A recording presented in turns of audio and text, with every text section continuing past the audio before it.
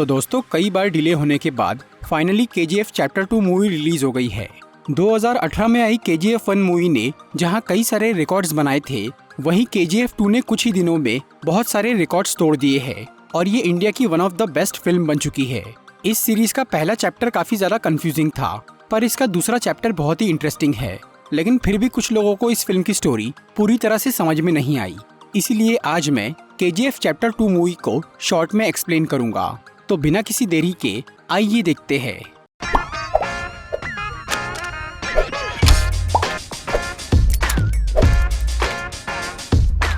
इस फिल्म की शुरुआत में 2018 यानी प्रेजेंट डे का टाइम दिखाया जाता है। आनंद इंगलगी, जिन्होंने KGF के बारे में एल डोरैडो नाम की एक बुक लिखी थी और उसकी कहानी एक न्यूज चैनल वालों को सुनाई थी, अचानक उन्हें ब्रेन हैमरेज हो जाता है और वो मरने की कगार पर पहुंच जाते हैं। फिर वो न्यूज चैनल वाले उन्हें देखने के लिए हॉस्पिटल में जाते हैं। वहां उनकी मुलाकात आनंद इंगलगी के बेटे विजेंद्र इंगलगी से होती है, जिन्हें वो बताते हैं कि उनके पिता ने एल डोरैडो की सिर्फ आधी कहानी ही सुनाई थी और क्योंकि गवर्नमेंट ने उस बुक की सभी कॉपीज को जला दिया था और उन न्यूज चैनल वालों के पास भी जो किताब थी वो भी जली हुई थी, इसीलिए अब उनके लिए बाकी की कहानी जानना नामुमकिन हो गया था। इसी वजह से विजेंद्र इंगलगी उन्हें एल डोरैडो की बची हुई कहानी सुनाने का फैसला करता है, क्योंकि उसके पिता ने उस किताब के पीछे अपनी पूरी जिंदगी लगा दी थी और वो नहीं चाहता था कि वो कहानी अधूरी रह जाए। पर विजेंद्र को भी वो कहानी पूरी तरह से याद नहीं थी, इसीलिए वो उन न्यूज चैनल वालों को अपने पिता की लाइब्रेरी में लेकर जाता है और वहाँ तलाश करने पर उन्हें उस बुक के दूसरे चैप्टर की एक रफ कॉपी मिल जाती है, जिसकी कहानी विजेंद्र उन्हें सुनाना शुरू करता है। KGF में जब रॉकी ने गरुड़ा को मारा, तब वहाँ के 20,000 लोग रॉकी के साथ मिल गए, क्योंकि वो पहले ही उन सबका मसीहा बन चुका था। इसीलिए उन्होंने वहाँ के सभी गार्ड्स को मार दिया और रॉकी को अपना सुल्तान बना दिया। दूसरी तरफ KGF के पार्टनर्स को सिर्फ यही बात पता चली थी कि गरुड़ा मर चुका है और उन्हें लग रहा था कि अब गरुड़ा का छोटा भाई विराट वहाँ का नया राजा बनेगा। इसीलिए अगले दिन एंड्रयूज, राजेंद्र देसाई, गुरु पांडियन और कमल, ये सभी पार्टनर्स विराट का राज्य अभिषेक देखने के लिए KGF पहुँचे। पर रॉकी ने गरुड़ा को मारने से पहले ही विराट को मार दिया था ताकि वो उसके खिलाफ आवाज न उठा सके। इधर सभी पार्टनर्स रॉकी को KGF का बॉस बना देख बहुत हैरान और परेशान हो जाते हैं। ऊपर से रॉकी ने राजेंद्र देसाई की बेटी रीना को भी जबरदस्ती वहाँ बुलवा लिया था, क्योंकि वो उससे प्यार करता था, पर रीना इससे खुश नहीं थी। ये सब देखकर कमल बहुत गुस्सा होता है और वो रॉकी का विरोध करता है, इसीलिए रॉकी उसे मार डालता है। उधर KGF में काम करने वाले सभी लोग रॉकी के बॉस बनने से बहुत खुश थे, क्योंकि वो उन्हें रोटी, कपड़ा, मकान और दवाई सब कुछ दे रहा था। और अब रॉकी ने पुराने गार्ड्स की जगह वहाँ के कई सारे वर्कर्स को हथियार देकर उन्हें नए गार्ड्स बना दिया था, पर उनमें से किसी को भी बंदूक चलाना नहीं आता था। इसीलिए रॉकी ने गरुड़ा के पुराने कमांडर वानरम को अभी तक जिंदा रखा था, ताकि वो उसकी मदद से नए गार्ड्स को ट्रेन कर सके। वानरम पहले तो रॉकी के खिलाफ था, लेकिन बाद में वो उसका साथ देता है और वो फिर से कमांडर बनने के लिए तैयार हो जाता है। फिर वो सभी वर्कर्स को बंदूक चलाना सिखाता है और वहाँ की सिक्योरिटी की अच्छी तरह देखभाल करता है। इसके बाद रॉकी सभी पार्टनर्स को जमा करके उन्हें बताता है कि KGF में सिर्फ एक ही गोल्ड माइन नहीं है, बल्कि वहाँ पर और 8 माइंस है, मतलब टोटल 9 माइंस, जिन्हें सूर्यवर्धन और गरुड़ा ने अब तक बंद रखा था, क्योंकि वो एक एक करके सभी माइंस से सोना निकालना चाहते थे और उस काम को सालों तक जारी रखना चाहते थे। लेकिन रॉकी ने सिर्फ 2 साल में ही उन माइन से सारा सोना निकालने का फैसला कर लिया। इसीलिए वो सभी वर्कर्स के साथ खुद भी दिन रात काम करता है और अपने बिजनेस को बहुत बड़ा बना देता है। दूसरी तरफ सूर्यवर्धन का छोटा भाई अधीरा, जो कि अब तक मरने का नाटक कर रहा था और वो गरुड़ा के हटने के इंतजार में था, अब उसे बाहर आने का सही मौका मिल जाता है। उसे ये पता चल गया था कि KGF में कोई बाहर का आदमी आकर राज कर रहा है और ये बात उसे बिल्कुल बर्दाश्त नहीं हो रही थी। इसीलिए वो एक रात KGF की बॉर्डर पर अपनी फौज के साथ घुस जाता है और वहाँ के कई गार्ड्स को मार डालता है। इसी दौरान एंड्रयूज रॉकी को KGF से बाहर निकाल के मारने का प्लान बनाता है। इस काम के लिए वो राजेंद्र देसाई को मार डालता है, ताकि ये खबर सुनकर रीना वहाँ से बाहर निकले और उसके पीछे रॉकी भी बाहर आ जाए।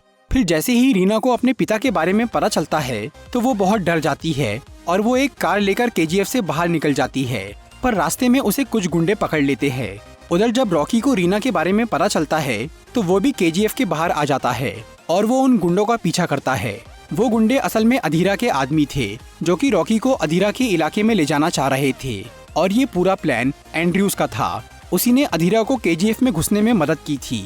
फिर रॉकी उन सभी गुंडों को मार के रीना तक पहुंच जाता है, लेकिन अब वो अधीरा के इलाके में आ चुका था और तब अधीरा उसे गोली मार देता है, जिससे रॉकी बहुत घायल हो जाता है। पर अधीरा उसे जान से नहीं मारता, क्योंकि वो रॉकी को अपनी पावर दिखाना चाह रहा था और केजीएफ के सभी लोगों को खौफ में डालना चाह रहा था। इसीलिए वो रॉकी को छोड़ देता है और वो अपनी फौज के साथ केजीएफ के बाहर डेरा डाल लेता है और वो किसी को भी केजीएफ के अंदर बाहर जाने नहीं देता, जिससे उनका बिजनेस रुक जाता है। इसी दौरान मुंबई में रॉकी का पुराना बॉस शेट्टी अपनी पावर बढ़ाने के लिए दुबई के डॉन इनायत खलील से हाथ मिला लेता है और वो रॉकी के सभी साथियों को मार के पूरे पश्चिमी तट पे कब्जा कर लेता है। इसी दौरान पार्लियामेंट के कई मेंबर्स गुरु पांडियन की सरकार गिराने की कोशिश करते हैं। गुरु पांडियन, जो कि कई साल से प्राइम मिनिस्टर था, उसकी वजह से ही अब तक केजीएफ पर कोई लीगल एक्शन नहीं लिया गया था। लेकिन अब चारों तरफ से केजीएफ पर हमला हो रहा था और रॉकी की तबीयत भी काफी खराब थी। फिर जब रॉकी की तबीयत थोड़ी सुधरती है तो वो अपना दिमाग शांत करने और एक खास काम को अंजाम देने रीना के साथ हेलीकॉप्टर से केजीएफ के बाहर निकलता है और वो दोनों दुबई चले जाते हैं। वहाँ पर रॉकी इनायत खलील से मिलता है और उससे बिजनेस डील की बात करता है। पहले तो इनायत खलील इसके लिए राजी नहीं होता, क्योंकि उसने अब शेट्टी से हाथ मिला लिया था। लेकिन रॉकी ने दुबई जाने से पहले ही अपने खुफिया आदमियों की मदद से शेट्टी को बर्बाद करने की तैयारी कर ली थी और उसके दुबई पहुंचने तक शेट्टी की पूरी गैंग खत्म हो जाती है। फिर जब इनायत खलील को ये खबर मिलती है कि रॉकी ने फिर से पश्चिमी तट को अपने कब्जे में ले लिया है, तब वो मजबूरी में रॉकी से डील कर लेता है। इसके अलावा रॉकी इनायत खलील से बहुत सारी AK-47 गन्स खरीद लेता है, क्योंकि अब तक उनके पास सिर्फ पुरानी गन्स ही थी। फिर रॉकी वापस इंडिया लौट जाता है और अब वो अपनी नई गन्स की मदद से केजीएफ के बाहर बैठे अधीरा के सभी आदमियों को मार डालता है। इससे अधीरा भी घायल हो जाता है, पर रॉकी उसे जान से नहीं मारता, क्योंकि अधीरा ने भी एक बार उसकी जान बख्शी थी। इसीलिए वो उसे वार्निंग देकर छोड़ देता है। फिर रॉकी मुंबई जाकर अपने हाथों से शेट्टी को मारता है और पार्लियामेंट के सभी मेंबर्स को धमकाकर गुरु पांडियन की सरकार गिरने से बचा लेता है। इस सब के बीच रीना अब रॉकी को पसंद करने लगी थी, इसीलिए वो उससे शादी कर लेती है और वो दोनों खुशी खुशी साथ रहने लगते हैं। फिर 1978 से लेकर 1981 तक सिर्फ 3 साल में ही रॉकी ने केजीएफ का पूरा नक्शा बदल दिया। उसने वहाँ की आधी जगह को एक मॉडर्न इंडस्ट्री और बाकी जगह को एक खूबसूरत शहर बना दिया था और अब तक उसने वहाँ से लगभग सारा सोना निकाल दिया था। लेकिन फिर उसी साल गुरु पांडियन की सरकार गिर जाती है और उसकी जगह एक नई पीएम आती है, जिसका नाम था रमिका सेन, एक ऐसी औरत जिसे जुर्म और गैर कानूनी काम से सख्त नफरत थी। रमिका सेन के पीएम बनने से सीबीआई के एक ऑफिसर राघवन को बहुत खुशी होती है, क्योंकि वो कई साल से केजीएफ की इन्वेस्टिगेशन कर रहा था, पर आज तक वो उसके खिलाफ कोई एक्शन नहीं ले पाया था। लेकिन अब उसे अपने काम को आगे बढ़ाने का सही मौका मिल गया था। इसीलिए वो रमिका सेन से जाकर मिलता है और उन्हें केजीएफ की इल्लीगल माइनिंग और रॉकी के बिजनेस के बारे में बताता है। और ये सब जानने के बाद रमिका सेन राघवन को पूरे देश में रॉकी के कारखानों पर छापा मारने के लिए बोलती है। लेकिन रॉकी के खबरी देश में हर जगह फैले हुए थे, इसीलिए सीबीआई को छापा मारने पर कोई माल नहीं मिलता। पर बेंगलोर में एक जगह उन्हें एक सोने का बिस्किट मिल जाता है। वैसे तो ये कोई बड़ी प्रॉब्लम नहीं थी, लेकिन जब रॉकी को इस बारे में पता चलता है तो वो उस गोल्ड बिस्किट को लेने के लिए बेंगलोर के एक पुलिस स्टेशन में जाता है और वहाँ से बिस्किट लेने के बाद वो उस पुलिस स्टेशन को मशीन गन से उड़ा देता है। इसके बावजूद भी कोई भी डर के मारे रॉकी के खिलाफ कंप्लेंट नहीं करता। इसी दौरान आनंद इंगलगी नाम का एक न्यूज रिपोर्टर, जिसने आगे जाकर एल डोरैडो बुक लिखी थी, वो रॉकी के बारे में जानने के लिए केजीएफ में घुस जाता है। पर वहाँ के गार्ड्स उसे पकड़कर रॉकी के सामने पेश कर देते हैं। लेकिन रॉकी उसे मारने की बजाय उसकी ईमानदारी और हिम्मत से बहुत खुश हो जाता है और वो अपनी बायोग्राफी लिखवाने के लिए आनंद इंगलगी को केजीएफ में रख लेता है। और केजीएफ में रहते रहते आनंद को ये समझ में आता है कि एक क्रिमिनल होने के बावजूद भी रॉकी बहुत अच्छा इंसान है। दूसरी तरफ राघवन को रॉकी के बिजनेस और उसके ब्लैक मनी के खिलाफ सबूत मिल जाता है, इसीलिए रमिका सेन अब उसे अरेस्ट करने की तैयारी करती है। लेकिन जब रॉकी को इसकी खबर मिलती है तो वो खुद ही पीएम के ऑफिस पहुंच जाता है और अपने खिलाफ सारे सबूत उन्हें दे देता है। इसके बावजूद भी वो उसे अरेस्ट नहीं कर पाते, क्योंकि रॉकी ने अपने ब्लैक मनी को इस तरह से मैनेज किया था कि उससे पीएम के पार्टी मेंबर्स को भी पैसा जाता था। इसीलिए रॉकी को अरेस्ट होने का कोई डर नहीं था। लेकिन इससे रमिका सेन और भड़क जाती है और वो किसी भी तरह रॉकी को हराने की कसम खा लेती है। इसके बाद रॉकी अपने सबसे बड़े प्लान को अंजाम देता है। वो केजीएफ से निकला सोना बेचना बंद कर देता है और लगातार माइनिंग करके सारा सोना खुद ही जमा करता है। इससे पूरे ब्लैक मार्केट में हलचल मच जाती है और सब लोग रॉकी के खिलाफ होने लगते हैं। पर वो ये पीएम के डर से नहीं कर रहा था, इसकी कोई और वजह थी। जब उसके करीबी लोग उससे इस बारे में पूछते हैं तब रॉकी सबको बताता है कि उसका पिता एक शराबी आदमी था जिसने उसकी माँ का कभी ख्याल नहीं रखा। इसी वजह से उसकी माँ उस आदमी से अलग हो गई और उसने अपनी जिंदगी बहुत मेहनत करते हुए काफी गरीबी में बिताई और कम उम्र में इतनी तकलीफें झेलने की वजह से उसकी माँ बीमारी से मर गई। पर मरने से पहले उसने रॉकी से ये वादा लिया था कि वो दुनिया का सबसे अमीर आदमी बनेगा और गरीबों की मदद करेगा। इसीलिए रॉकी ये काम कर रहा था और क्योंकि उसके पिता ने जीते जी उसकी माँ का ख्याल नहीं रखा था, इसीलिए अब रॉकी ने कर्नाटका से अपनी माँ की कब्र और अपने पिता को केजीएफ बुलवा लिया और उसने अपने पिता को उस कब्र की देखभाल के काम पे लगा दिया। दूसरी तरफ अधीरा अपनी हार से अब तक बहुत गुस्सा था और वो काफी समय से केजीएफ में घुसने और रॉकी को मारने की तैयारी कर रहा था। तभी एक दिन एंड्रयूज उससे मिलता है और वो अधीरा को केजीएफ में घुसने का एक खुफिया रास्ता बताता है। वो रास्ता जमीन से होकर केजीएफ की एक पुरानी माइन तक जाता था। इसीलिए अधीरा वहाँ गड्ढा खोदकर अपनी फौज के साथ वहाँ जाना शुरू करता है। इसके अलावा इनायत खलील भी रॉकी से बहुत नाराज था, इसीलिए वो उसे मारने के लिए अपने कई आदमी अधीरा के पास भेज देता है और वो सब मिलकर केजीएफ की तरफ बढ़ने लगते हैं। उधर रॉकी इंडस्ट्री के बीच में अपने काम में बिजी था। तभी अचानक रीना वहां आती है और वो उसे अपनी प्रेगनेंसी के बारे में बताती है। लेकिन उसी वक्त अधीरा अपने आदमियों के साथ केजीएफ में पहुंच जाता है और एंड्रयूज भी अपने साथियों के साथ वहां पर आ जाता है और वो सब लोग वहां के गार्ड्स पर हमला करने लगते हैं। फिर अधीरा एक बंदूक से रीना को गोली मार देता है जिससे वो तुरंत मर जाती है और फिर वो रॉकी के साथ लड़ाई करना शुरू करता है।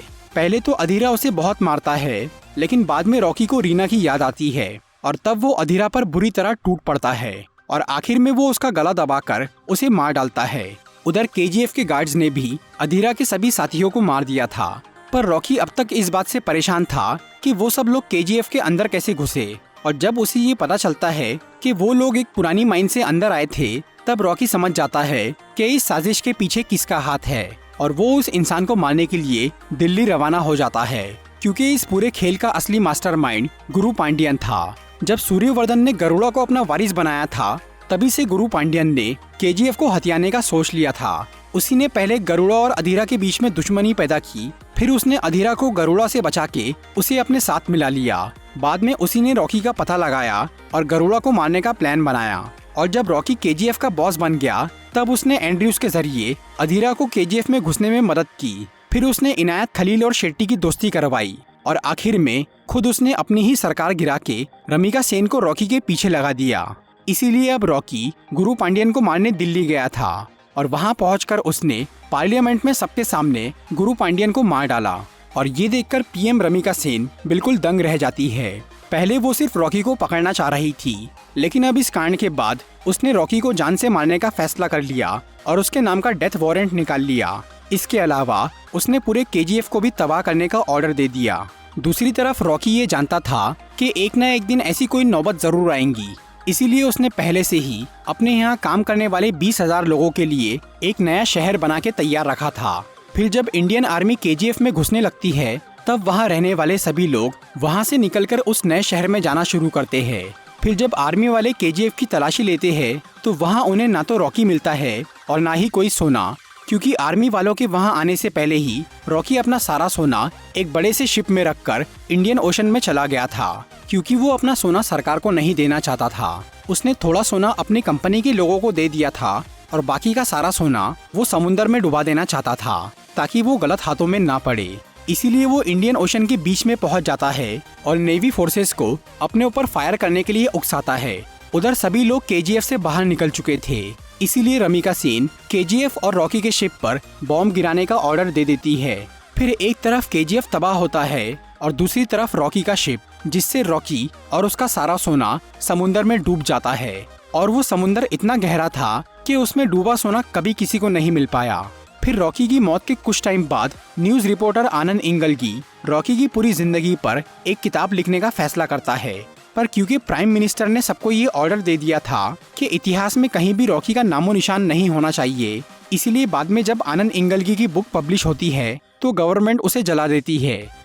मूवी के मिड क्रेडिट सीन में हमें दिखता है कि रॉकी के मरने के 3 महीने पहले यूएस का एक CIA ऑफिसर रमिका सेन से मिलने आया था, जिसने उन्हें एक फाइल देकर बताया था कि रॉकी ने 1978 से लेकर 1981 तक यूएस और दूसरे 16 देशों में बहुत क्राइम्स किए हैं। और फिर रॉकी के मरने के बाद रमिका सेन उस CIA ऑफिसर की फाइल पढ़ना शुरू करती है, जिसमें रॉकी के दूसरे देश में किए क्राइम्स के बारे में लिखा हुआ था। फिर हमें 2018 का टाइम दिखाया जाता है, जहां पर वो न्यूज चैनल वाले विजेंद्र इंगलगी से KGF की कहानी सुन रहे थे। उस कहानी के पूरा होने के बाद जब सब लोग वहां से चले जाते हैं, तब आनंद इंगलगी की लाइब्रेरी में उस न्यूज चैनल के प्यून को KGF के तीसरे चैप्टर की कॉपी मिल जाती है।